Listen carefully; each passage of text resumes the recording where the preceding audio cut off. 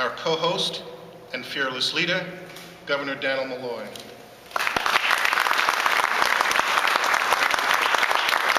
Thank you very much. It's great to be with everyone. Senator, thank you. Congressman, thank you for being here. I know that Congressman Larson is represented as well. I want to say how much we appreciate that. All of the invited guests, constitutionals. Actually, we also have the Attorney General here. We might as well shout his name out, as well as the Secretary of State and the Comptroller.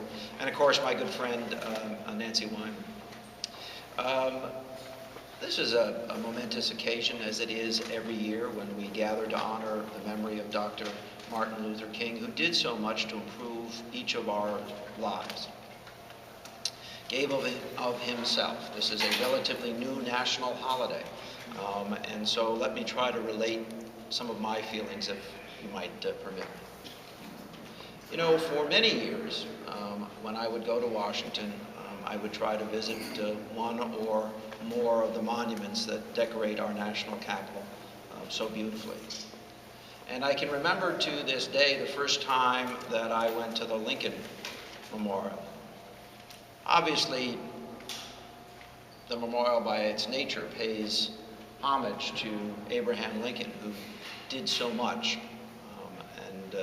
in our country to right the wrongs that had been brought about by slavery. In fact, just behind me sits the statuary of the governor at the time that Abraham Lincoln was running for president, knowing full well, this governor, that Lincoln's ascension to the presidency would mean a war to end slavery.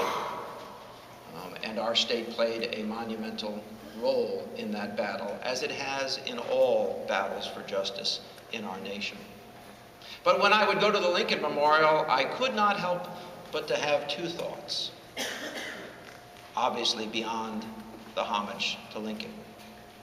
One was of Marian Anderson, the great contralto, who was denied the ability to sing at the hall maintained by the Daughters of American Revolution simply because she was black. Certainly had nothing to do with her talent or her skill set, because she was recognized internationally as the finest singer of her type.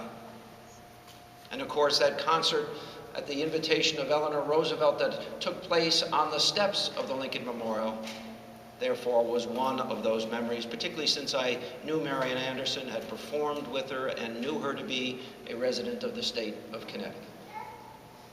And then, of course, your mind could not help but wander to another great day, another great performance by Martin Luther King on the steps of that monument, having called together all citizens of goodwill to come to the Capitol who could, to argue the case of civil rights and voter rights and economic rights.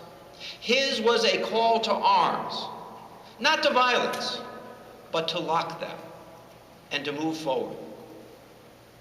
Now, I tell you that story because I remember the first time and the second time and third time that I went to the Lincoln Memorial, and every time I had those very thoughts. This past spring, I had to go to Washington, and I had a gap in my calendar, and therefore I said to the people who were driving me around Washington, let's go to Dr. King's memorial. I had yet to see it. And I have to tell you that for the first time, even beyond the establishment of this holiday, I felt that our country now was honoring in an appropriate way one of our great heroes, whose image is known as well as any president that we have had, whose image and what he stood for is understood by more school-age children than any accomplishment of any other American. And there at that beautiful memorial, where Dr. King appears to be moving, in essence, from stone to the lifelike form that we all recognize. And along those walls where some of the greatest sermons and statements made by Dr. King are carved into those walls. And I have to tell you, the crowd was tremendous that warm spring day that I was there.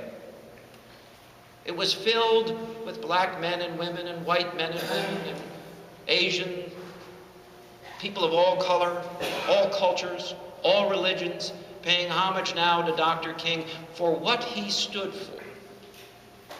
Freedom,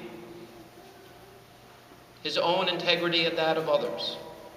That hard work should be rewarded because it's hard work, not by the color of the person who delivers it.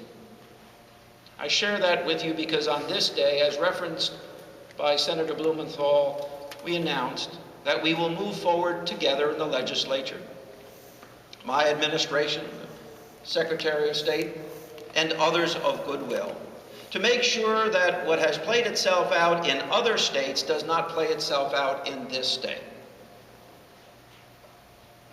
That we make sure that we assure access to the polling place of all of our citizens, that we stand in stark contrast to all of the states that have decided to do whatever they could to suppress voting. As the Secretary of State said earlier in our press conference, one such state allows you to use your ID from obtaining your firearm, but not your student ID at the college which you attend.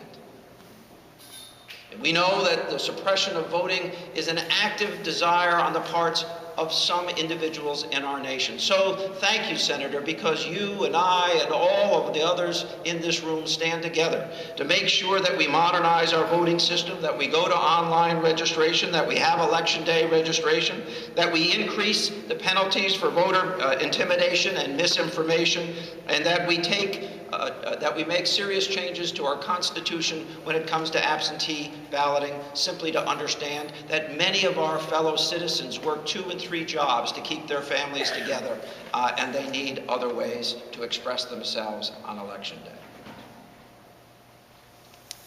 That message was timed on this day because I truly believe that Dr. King would have us do this work, and that he would have our state, which he visited frequently, stand in stark contrast to others. Thank you for being here.